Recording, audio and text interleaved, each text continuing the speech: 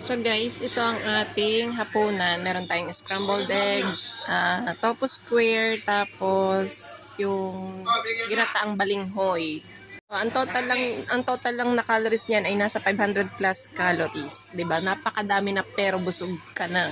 Booming shape detox, magdi-detox tayo. Paubos na nga yung pan-detox ko kaya hanap tayo ng alternative dito. Ayan mga kamartes, kakain na naman, hapunan na. Ang aga namin maghapunan lagi, 5:47 pa lang, pero maghahapunan na kami. Ay!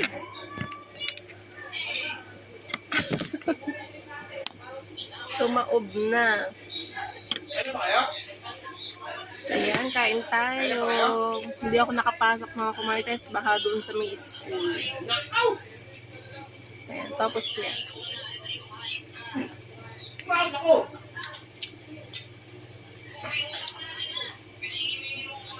Ito pagkagulay, mababa lang sa calories. Ayoko namin.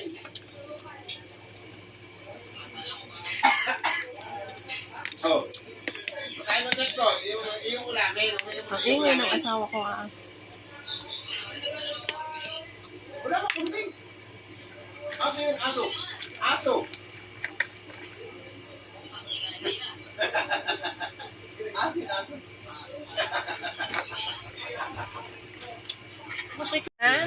Okay lang yun, makakancel din yan. Okay na? Okay lang na. Oo. Gutom na daw siya. Kaya nga, hindi ko alam. Hindi ko nga alam. Kasi wala na naman pasok eh. Diba ko, ihahatid yung mga bata. Kulang-kulang eh. Baka naman bukas ay tilan. Isa pa eskila eh, baka mahaba yung bibi nila. Pagka yun yung yung COVID mga business ni Kila.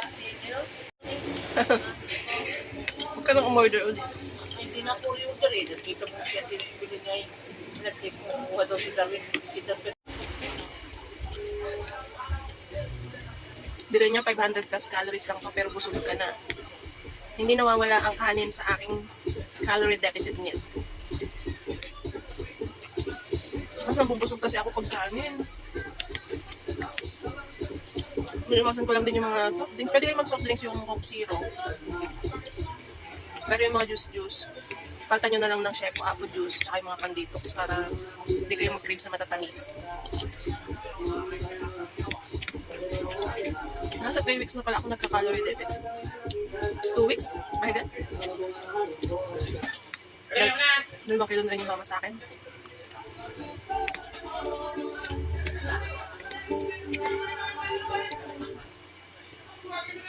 Kaya tamad ako mag-exercise.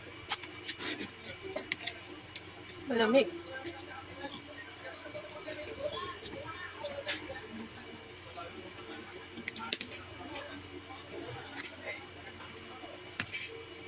Agad na may maghapunan. Bakit?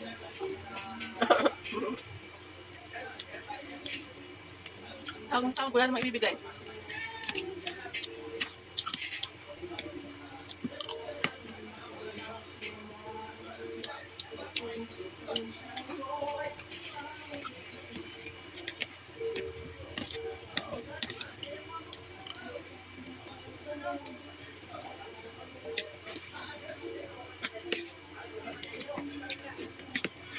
Madami pa rin hindi nakakapasok ngayon sa company kasi yung iba, baha. Hindi naman tayo pare-parehas ng hindi naman tayo pare-parehas ng bahay kaya yung iba binabaha. Yung iba naman hindi. So, swerte ng mga hindi binabaha dyan.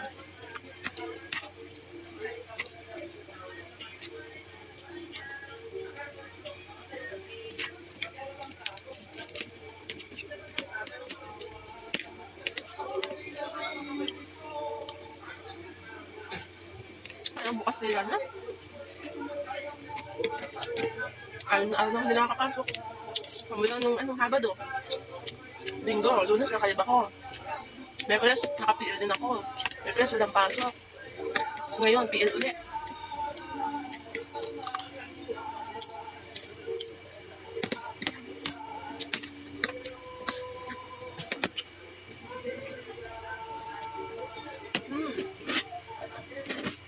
Solve na naman ang ating hapunan. Ang ganda ng pantulog ko, hindi ko na ito nilabham. Sinuot ko na. Cotton siya, ang lambot sa wala ng tela. Kahit di na kayo mag-bra, may paddings na siya. Ganda. Tapos meron pa siyang adjacent sa likod. Tama pang Wala bra. ka lang ikaw itong nasa plastic? Ha? Oo. Tutugin ka na? Hmm? Tutugin ka na?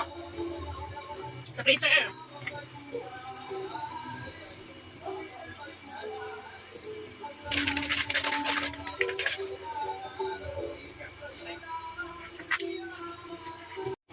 So, nagkikrave ako ng chocolate, mga kamates. Meron tayo dito, Gana Lotte Milk Chocolate.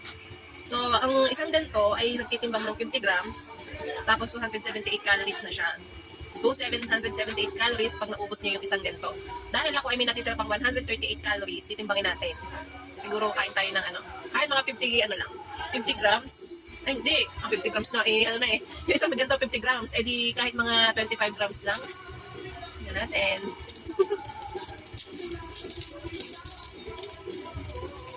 Ito ay chocolate galing pang Japan. So, timbangin natin sa ating timbangan. 25, 26. Pero titimbang lang yan ng 25 kasi kasama yung balat. Kasi nung tinimbang ko siya, 51, kasama yung kanyang foil. So, ayan ay 25 lang yan. So guys, binawasan ko kasi lumagpas na siya sa calorie intake ko. Binawasan ko ng isang ganto.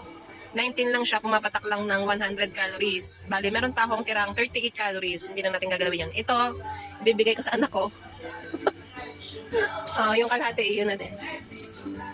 Yan. So yan, kahit paminsan-minsan, kumain kayo ng gusto nyo na matamis. Hindi naman masama yun.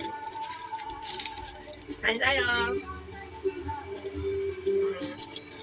Nakagansahan pag calorie deficit kayo.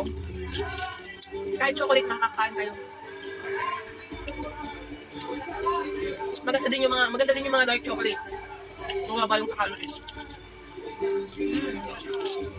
Na-enjoy ko yung pagka-calorie deficit ko, mga kamarates. Hindi kagaya doon sa low carb. Na ginawa ko na walang kanin, puro gulay lang, itlog, prutas. So, mali rin pala yun pagka yung naka-low carb ka nga pero nakapadami yung kain mo ng gulay. Mataas pa din sa calories. Mas maganda pag calorie deficit talaga. Bantayan niyo yung calories intake niyo. Nakakakain pa kayo ng gusto niyo pagkain. Kahit lang titipidin niyo lang yung calorie intake niyo sa maghapon para makain niyo yung gusto niyo.